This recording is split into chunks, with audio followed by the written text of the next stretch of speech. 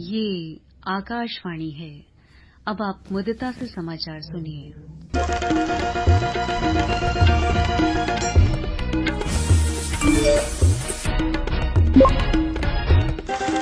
संसद में राष्ट्रीय राजधानी क्षेत्र दिल्ली सरकार संशोधन विधेयक 2023 पारित हो गया है। राज्यसभा में विधेयक के पक्ष में 131 सांसदों ने जबकि विपक्ष में 102 सांसदों ने वोट दिया। यह विधेयक लोकसभा में पिछले सप्ताह ही पारित हो गया था। यह केंद्र सरकार को अधिकारियों के कार्यों, नियमों और सेवा की अन्य शर्तों सहित राष्ट्रीय राजधानी क्षेत्र दिल्ली सरकार के मामलों के संबंध में नियम बनाने का अधिकार देता है। इसमें राष्ट्रीय राजधानी सिविल सेवा प्राधिकरण के गठन का भी प्रावधान है। इस प्राधिकरण में दिल्ली के मुख्यमंत्री, दिल्ली के मुख्य सचिव और दिल्ली के प्रधान गृह सचिव शामिल होंगे। प्राधिकरण अधिकारियों के स्थानांतरण और नियुक्तियों तथा अनुशासनात्मक कार्रवाइयों के मामलों के संबंध में दिल्ली के उपराज्यपाल को सिफारिशें देगा। केंद्र सरकार इस संबंध में इसी साल मई में अध्यादेश लाई थी।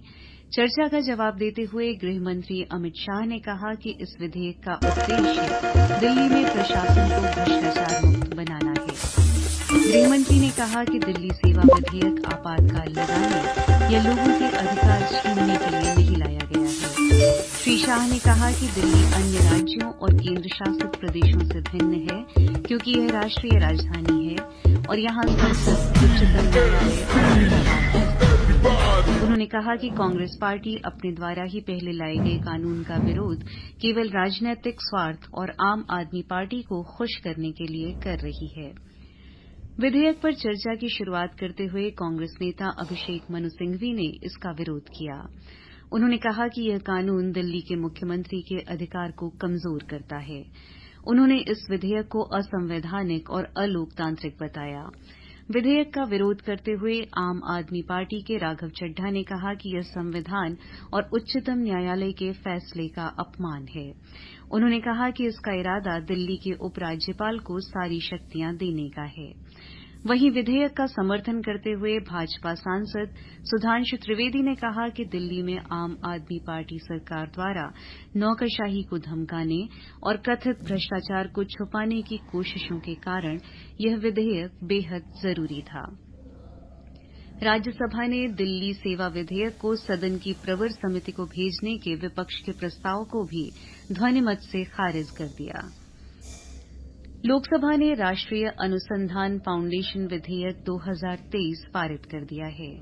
विधेयक में गणित, इंजीनियरिंग, प्रौद्योगिकी, पर्यावरण और भू विज्ञान के क्षेत्र में अनुसंधान, नवाचार और उद्यमिता के लिए उच्च स्तरीय मार्गदर्शन के वास्ते राष्ट्रीय अनुसंधान फाउंडेशन की स्थापना का प्रावधान है।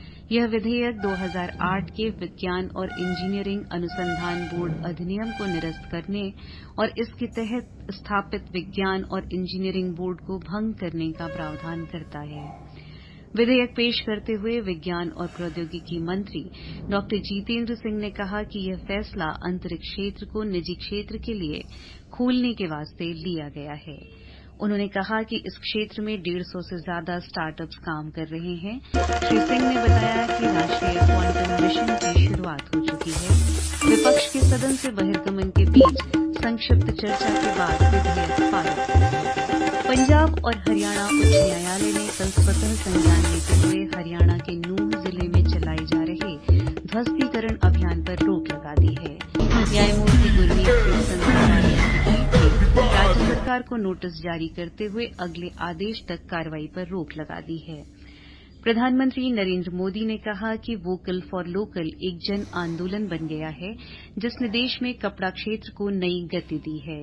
दिल्ली के प्रगति मैदान स्थित भारत मंडपम में 9वें राष्ट्रीय हथकरघा दिवस समारोह को संबोधित करते हुए उन्होंने कहा कि कपड़ा क्षेत्र में जो योजनाएं शुरू की गई हैं वे बुनकरों और कारीगरों को न्याय दिलाती हैं। भारत और वेस्टइंडीज के बीच 5 T20 मैचों की श्रृंखला का तीसरा मैच आज गुयाना में खेला जाएगा। इसके साथ ही ये समाचार बुलेटिन समाप्त।